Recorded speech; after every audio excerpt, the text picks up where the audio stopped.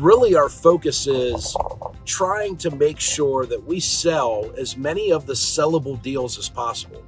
Here's the reality. There's a portion of your clients they're going to buy, really, no matter how good or great of a job that you do. As long as you don't mess up the sale, there's some people out there that are motivated. They've done their research. They're going to make it. They're going to make a deal. They're going to buy something from you or sell something with you, as long as you just don't mess it up. And then there's also a portion of the people or clients that you'll talk to that just will not buy. They will not sell if you're in real estate. The circumstances just aren't right. The timing's not right. They're not a sellable prospect. What we teach and what we want you to focus on is the sellable prospects.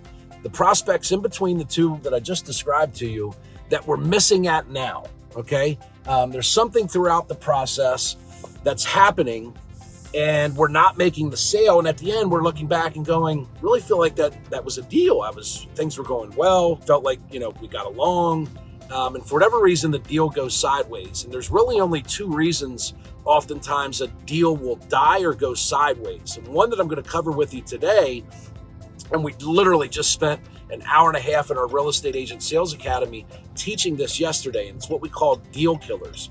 One of the deal killers is what I had posted in this video is relationships. If you want to think for a second how we as people make decisions, and this is one of the things that we talk about over and over and over in our Sales Academy and what we teach, is that our clients, people in general, are no different than we are. So think for a second if you've ever made a decision or done something that you didn't necessarily really want to do, but you were influenced by a spouse, you were influenced by a friend, you were influenced by a family member, you were influenced by possibly someone that you consider to be an expert.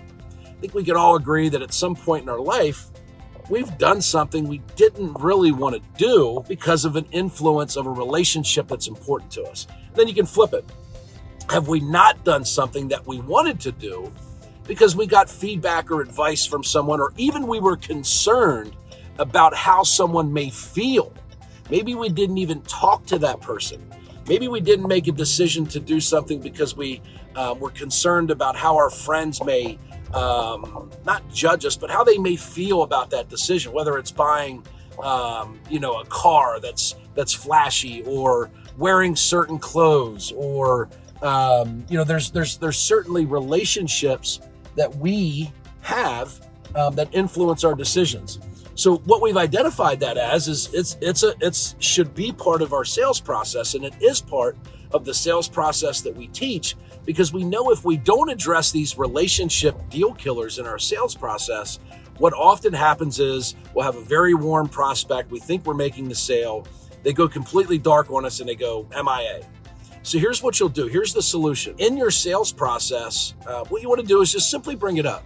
So when you're talking about a relationship, what you would say to someone would be something like this. Hey, before you make a decision like this, I found that oftentimes people like to bounce this off of someone, or there may be someone that may be involved in this decision that could be a little bit upset if you didn't give them a heads up that you were doing this.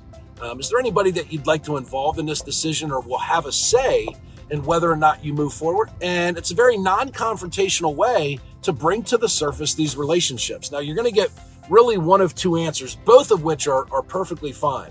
You're going to get either one, no, absolutely not. This decision's for me to make. I'm fully comfortable making the decision on my own. Regardless of what anybody thinks, I'm confident that this is what I want to do. That's a great answer. We know that we can move forward, continue our sale, and that relationship or outside relationships will not be a deal killer for us. Or they'll say, you know what?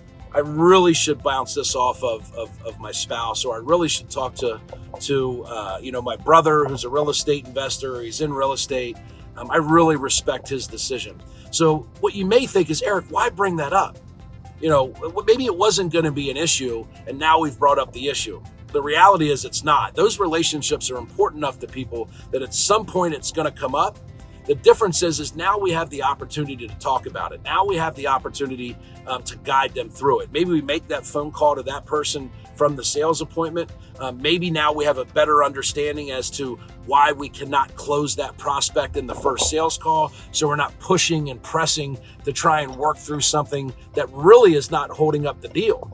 And a lot of times what it does is it simply just gives, people already know that they're going to want to discuss it with their brother or their father or their spouse or whoever. The difference is you've made it okay for them to talk about it, right?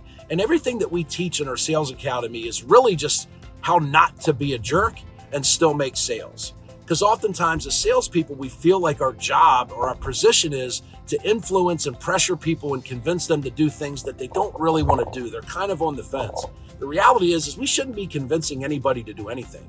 We're simply guiding them through a series of commitments and helping them have the confidence they need to make the commitment to ultimately get to the end. So I hope that was helpful. Look for deal killers, relationships. So the simple way to address it is to bring it up. Hey, is there anybody you'd like to bounce this off of before we go ahead and make this type of decision? I know it's a big commitment from you, and a lot of times we may want to loop somebody in just to make sure that we're doing the right thing. Whatever answer you get is perfectly fine. You'll get the truth. And as a salesperson, that's all we want to do. We want to give the truth and be open and honest with our clients. We want them to be able to reciprocate that and be open and honest with us back. That will allow us to guide them through the sales process. Hope this was helpful, and I hope you guys have a great day. Take care.